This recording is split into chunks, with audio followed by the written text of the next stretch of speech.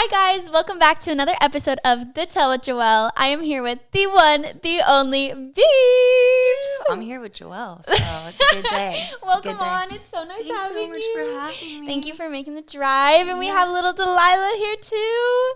Oh, you're so cute. How's your day been? My day has been pretty good. I took the weekend to go camping on the beach in Santa Leo, which was nice with some friends. It was unexpected, but sometimes much that's necessary. Needed. You know, just going to sleep with the sound of the waves every night was just like, Peaceful. You have to remind yourself, I don't need the white noise because it's happening. Yep, Right it's happening in real time in front of me. Oh, that's awesome. Yeah, how was your day? So far, so good. Having an amazing time. Thank you, Tim, for being here. I appreciate Shout out, Tim. you so much. Oh my gosh. So how are you? How's everything been? Tell me who you are. Where'd you come from? My name is Beebs. Hey. I came from a lot of places. I grew up in Florida. I'm originally from California. Okay. I'm originally from here, but I grew up in Florida. And been living the bi-coastal life for the last few years, going back and forth between San Diego and Florida. Okay, where specifically in Florida? I grew up in Melbourne and Indialantic, which is like the far east, central east coast. Okay. Just south of Cocoa Beach, basically. Okay, nice. Yeah, Cocoa Beach is like very close to where I'm from. Yeah. And then with Beebs and Our Moneymakers, I have a band, and we were all based out of Orlando for a while while we were touring. Yeah, so...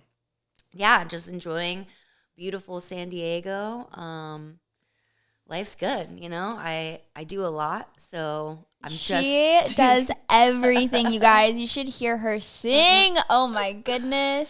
Strolling through the streets all day, trying to find my own way. I've been strolling through the streets all day, trying to find my own, I've been strolling through the streets all day, trying to find my own way. I've been strolling through the streets all day, trying to find my own, You want to tell us a little bit about you and your band? I started my band, well, I guess I should start slightly from the beginning. Yeah, I was born all the way, all the way from the top. Full-born origin story, but I come from theater, and I've always done dance and theater and singing my whole life. And then I somehow became a promoter and a booking agent and a tour manager and a band manager for a few years. I was a body piercer at one point. I went to EMT and paramedic school at one point. Jack of all trades. I love it. I've done all the things. But working on the other side of music led me to learning a lot and kind of putting myself through school on how the music industry worked and the way my brain naturally works. It's just like all possibilities are there, so anything is possible. Yeah. So I just kind of became like a natural marketing and outside the box thinking person. And I quit working for all the bands that I was working for and started my own band and was like, just kind of as a social experiment, to be completely honest. And I was like, what happens if I take all this knowledge and just apply it to myself? Like, I wonder how far I can get. And it did start, as a lot of artists and friends I have, it starts from a dark place. At the time, I had a previous project that I was just kind of playing with around town. And then one of my friends passed away, or I like to say graduated. He graduated planet Earth, and it was traumatic. I found him, and that was a really traumatic time for me. I'm so sorry. Yeah, and I just needed to numb, and I didn't really know where to put all the emotions. And I met another friend, Jeremy Lovelady, and his brother had just graduated at his own hands. I love that you say that. I'm gonna use that now. I'm gonna take that from you. Shout out I T-Love. love My that. friend T-Love gave me that perspective. I love that so much. He's like, we're just graduating planet Earth. So his brother had just graduated, and that was really traumatic for him too. And so we really had we came together and met and just I was already writing so much, and he had all these riffs, and we just started making a bunch of music. It just started out the two of us, and I hear horn lines and everything, so I don't play horn, So I played kazoo, and I would write all the horn lines on kazoo, and it would just be the two of us as a duo. And then we built a band and That's had a horn beautiful. section, and I was able to, teach the horn section, the Yeah. horn lines through the kazoo. Through the kazoo. That is so beautiful. It's Yeah. amazing that you had that outlet. You turned something that was traumatic and that was hard in your life that you had to deal with, and you made something beautiful out of it. It's really, I think about that a lot in music, like jazz music, Jazz music came from the plight of Black and brown Americans at that time, which was a really dark, messed up time in U.S. history, and yet they created some of the most beautiful music that we now listen to relax. 100%. You know what I mean? So jazz music. it's kind of wild, and that's what music is. I feel like all the arts are for that. Like, art serves two main purposes in my mind. One is to express what you're going through in the world around you and put it into transmute the energy almost and put it into a really healthy outlet. Dance is the same, I was just about to say, anytime I was going through something growing up, that was my one escape. That's into the studio, freestyling, just closing my eyes, literally just sitting there and listening to the music. It's you go into a different I don't know how you feel when you sing. I'm sure you feel the same way. But when I'm dancing, I feel like I'm in another dimension. I'm totally okay. Now I can relax. Now I can my mind is at ease. That's exactly how I feel, and it's really beautiful. It's amazing. And the other part of art or any kind of creation, whether that's your passion is cooking or music or dance or whatever, is you're showing someone else what's possible. It's strictly for inspiration. When someone can take their struggles and the hard things that they're going through and put them into something, such a creative outlet, you're showing someone else this is possible. Because 100%. Sometimes we really get in our own minds, and our minds can play a lot of tricks on us, you know? Like some I'm days, an overthinker, so yeah, I feel that heavily. I'm deep in my head all the time, and some days I wake up and my brain's just like, you're not shit, go back to bed. And I'm like, who are you? And why, what? Yeah. And sometimes it's just energetic shifts, or when you're empathic, you're feeling someone else's stuff, or it's not even necessarily coming from you, you're just feeling other people's energies as well. Yeah, not just other people's energies, but the world's energy. Like, we're living in very extreme times. I don't think we ever weren't. Yeah. But there were times where we were living in much simpler times before technology, and now a human is aware of all tragedies happening simultaneously everywhere all and over your the own place. life, and it's hard to stay present. And I feel like the art keeps us present in that moment and can also bring us back to a grounded space. Like when you hear a song or when you do a dance routine, you're like, okay, I remember when this was created. Yes. And it holds you accountable, I feel like. It holds you accountable. And, so I'm so blessed and so grateful to get to have that self-expression.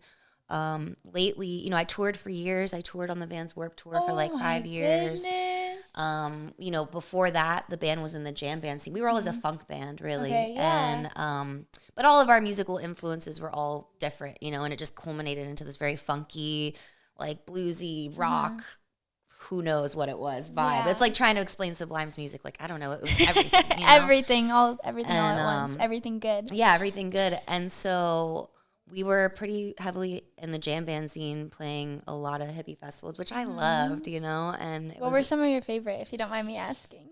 Halloween is always one of my favorite festivals to play. Just because anything really at the Spirit of Swanee Music Park in Florida. I was so lucky to grow up in a state where we had this incredible venue. Yeah. It's literally set on the Swanee River. There's several stages built there. It's a music park built just for that, so people camp. See, that's amazing. I wish we had something like that, here. Yeah, I'm spoiled. I will not. I'm not pulled into the allure of a festival in a parking lot or in the middle of the desert. I grew up in a festival that's in the middle of the woods that feels so natural. They have an amphitheater, and it's set within one of the largest and oldest live oak tree hammocks in Florida. See, that's so beautiful. And it's one of the most beautiful places. So growing up there and seeing music there and then getting to play all these festivals there was just incredible. It's still, any festival that happens there is the best festival in my opinion. So shout out to Florida and all the homies. Shout out Florida. Shout out Florida. It gets a bad rap, but it's got some gems. And then the owner of Warped Tour saw us perform at a festival and was like, I think you guys are the next No Doubt. I want you on all of Warped Tour next year. Oh like things that don't really happen, like really unheard of situation. And so we ended up on Warped Tour, and I had made friends with one band that was also on the tour our first year, which was Real Big Fish.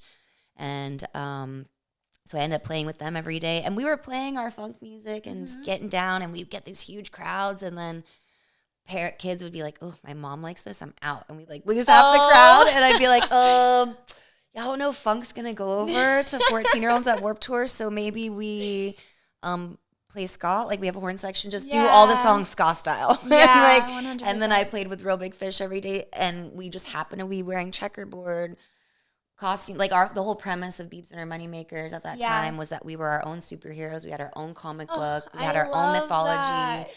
We would encourage people to come to shows dressed as their own superheroes. I love that. And have contests at our album releases. Like, whoever comes with the best backstory of their own superhero will be written into the next comic book. You know? My gosh. See, that is so interactive. And I feel like that's so out of the box. You're incorporating art into music. Yeah. Like, you're doing it right then and there. And that is so rare for a band, I feel like. I've never, like, heard of anybody else doing that. It was so fun. It was so fun. And I got a lot of inspiration doing a lot of those jam band festivals because that culture had so many different styles of art. So because of those festivals, we ended up having like LED hula hoopers, my girl from Hula Monsters. And so we would have these LED hula hoop troops and fire breathers and I had fans building me confetti cannons. And, that is so amazing. It was just wild. So yeah, we got offered to do Warped Tour, and I've always remained independent the whole way that I even funded my entire career, because touring is not cheap. No, not at all. And that's incredible that you're doing that. Like, so it's strictly you. And coming from having that music business background really helped. And so Warped Tour is a really expensive tour at the time to do up front. It was like $60,000, and that's between your bus, because you're in a new city every night. It's 42 shows in 50 days, so you don't have time to get hotel rooms or anything. So you have to live in your bus. Have to live in the bus and pay the band, and we're adults at this time, so it's not like we're 15 and then we're like, all right, we're just gonna get in a van and do the thing. So that first year of Warped Tour, I ended up doing a sponsorship with Ripley's Believe It or Not. Oh wow! Which we had already we had already been playing shows for them because their headquarters is in Orlando, and they also own the Guinness Book of World Records and Madame Tussauds wax museum. And how did you get connected with them? How did they how did that come about? I think a guy. I think this guy, Mike Nunez, I think he was working for Florida Today, a newspaper there. He had linked us with them because they were looking for acts to play their whatever events they were putting together. And we're like, whoa, we have this crazy band that would be perfect. So we started playing all these shows with like the Lizard Man, this guy Eric, who totally is transformed as a lizard. And all these different, people in the oddity space. And when it came time to Warped Tour, I worked on this sponsorship deal with them for like 6 months, because in my mind, it was like, our message is that you're your own superhero, so you have to save yourself. So be your own superhero and celebrate all your weirdness. Yeah. And their whole thing was celebrating oddities and educating people about all these different forms of art and oddities from all around the world. So they work hand in hand. Yeah. Like literally like puzzle pieces come together. Hand in hand. Like, so we worked it out, and it was their first corporate sponsorship ever that they had ever done. That is so like, made it in business journals. Yes. It was pretty cool. So I showed up to my first day of Warped Tour with like this. We didn't have a bus at the time. There was this company called Rocket Ship, and they had vans that had bunks in them. So there's 5 bunks and 2 couches. So 7 of us lived in this for 2 months with a trailer. Was that hard? Driving ourselves. Yeah, it was brutal. Like, it was like 16-hour days driving. Yeah. I lived on 5-hour energy, and I think Kendrick Lamar like every night, just driving. And Shout out Kendrick. That's what got me through those really gnarly tours. But those years I met friends like Red Gold Green, who's another band, and I just finished a record. A lot of the record I did with Red. And so it all plays. That's so exciting. Of course. So now I just everyone thought we were a ska band, like I said. So I digress back to the original thing. We were wearing checkerboard. Vans is a sponsor of Warped Tour. Hey! I'm playing with a ska band every day. We're switching up the vibe. And then we end up making a couple records with Real Big Fish. And I was on a TV show for Warped Tour. So it's oh my gosh, all was pieced together. blowing up at the same time. And then everyone's like, oh, you're in a ska band. I was like, but not not really. But crazy.